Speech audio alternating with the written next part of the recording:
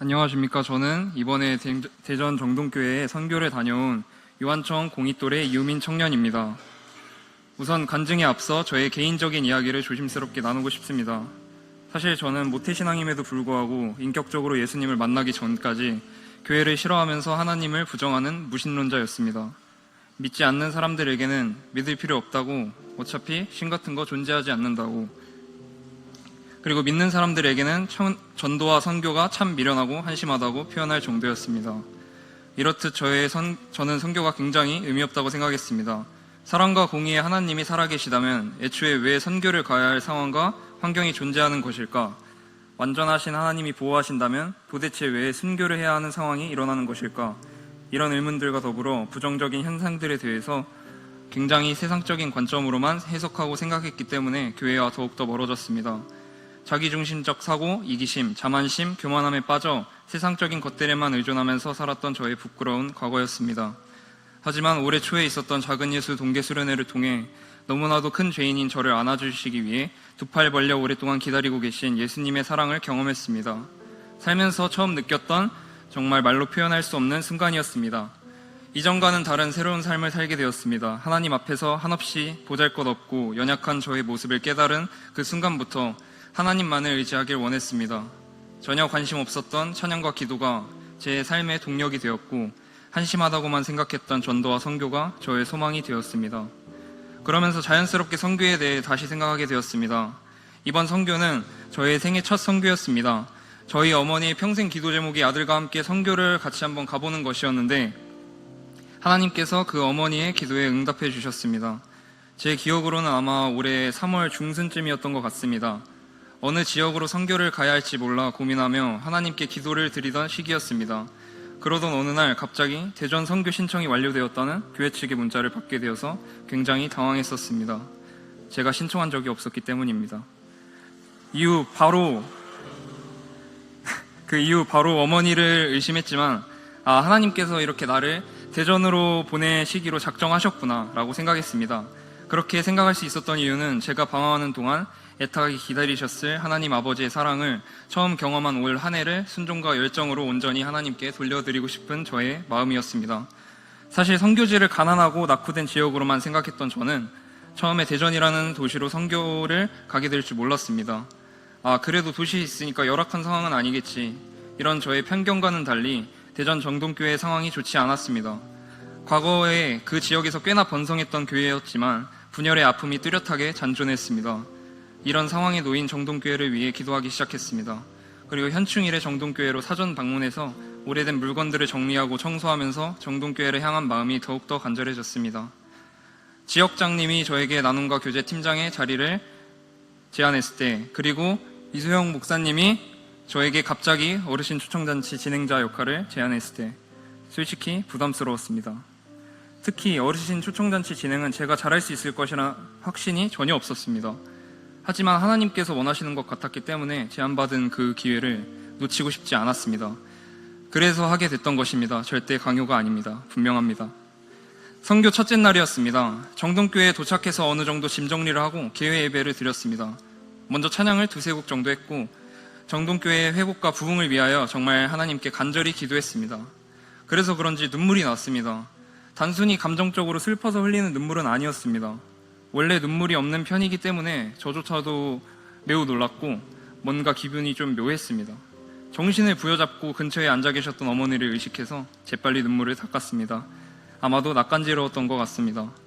그리고 수요 예배 때 이소영 목사님의 간증과 말씀을 통해 어떻게 해야 희망이 없는 것 같은 상황 속에서 소망을 잃지 않을 수 있을까에 대해 더 깊이 고민하며 기도했던 것 같습니다. 간구하는 마음으로 드린 개회 예배와 수요 예배를 통해 하나님의 일하심이 기대되는 첫날이었습니다. 선교 둘째 날이었습니다. 저는 비에 젖는 것을 굉장히 싫어하는데 선교 기간 내내 비가 정말 많이 왔습니다. 여고와 초등학교로 등하굣길 전도를 나갈 때도 비가 계속 내렸습니다. 여고생들이 하교를 하던 시간대였습니다. 비가 너무 많이 와서 학생들에게 전도지를 건네주기도 전에 다 젖어버리는 상황이었고, 우산을 써도 머리 빼고는 몸이 거의 다 젖었습니다. 저는 마음 한편으로 이런 환경에 대해 불평불만했습니다. 정신없는 상황에서 어떤 여고생이 저에게 어깨가 다 젖는데 괜찮냐며 진심 어린 걱정을 해줬습니다. 그 순간 누군가에게 뒤통수를 한 대 맞는 것 같은 느낌이었습니다. 나는 하나님의 선교를 하고 있으면서도 불평불만하는데 이 학생은 자기의 어깨가 젖더라도 그저 내 어깨가 젖는 것을 걱정해 주는구나.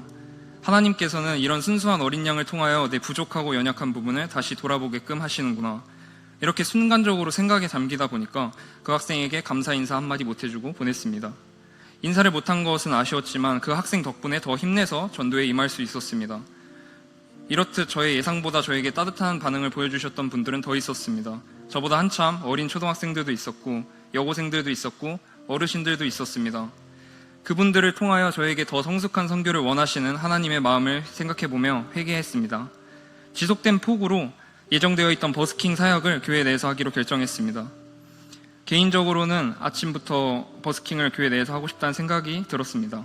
아쉽지 않았고 오히려 성도님들에게 더 좋은 찬양과 곡들을 들려드릴 수 있는 기회임에 좋았던 것 같습니다. 버스킹을 시작할 때에는 작은 예수 청년 3분이 서울에서 대전까지 응원하러 와주셔서 정말 반가웠고 감사했습니다. 버스킹을 할 때에도 그분들을 보면서 더 즐거운 마음으로 찬양할 수 있었습니다.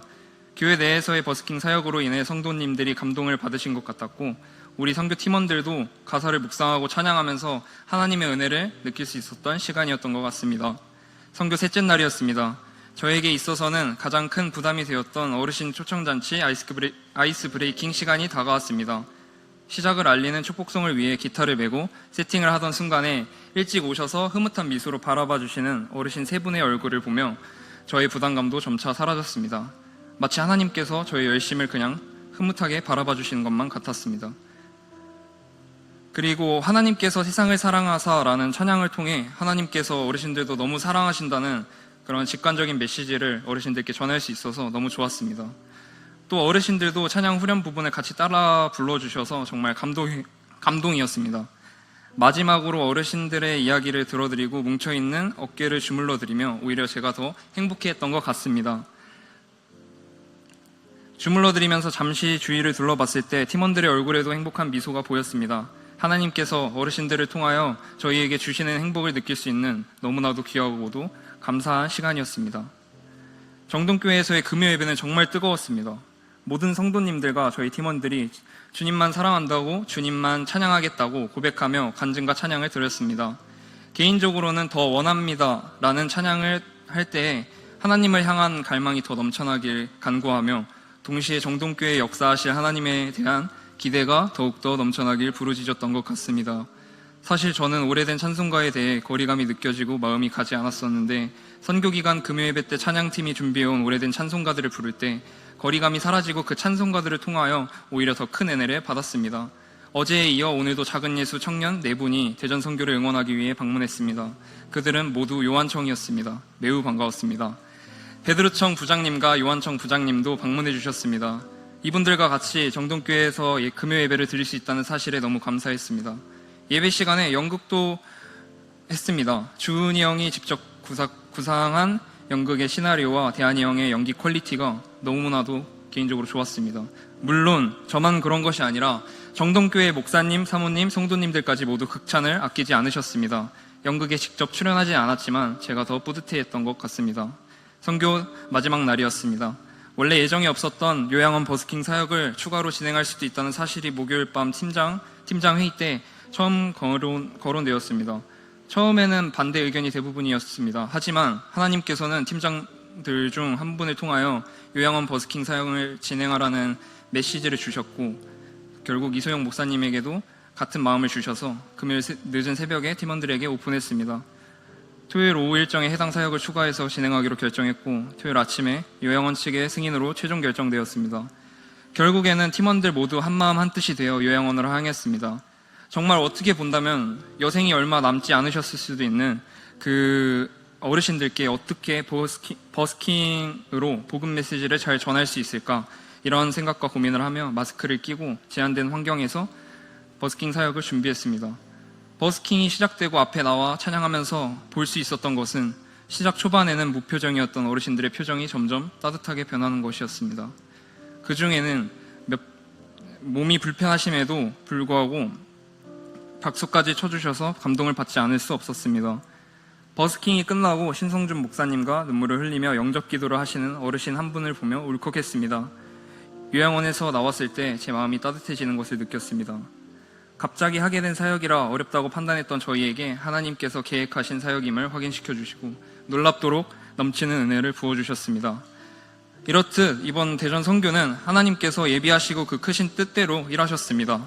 또한 저희 선교팀 한 명 한 명을 세우시고 사역의 통로로 사용하셨지만 온전히 하나님의 선교임이 분명히 드러났던 선교였습니다.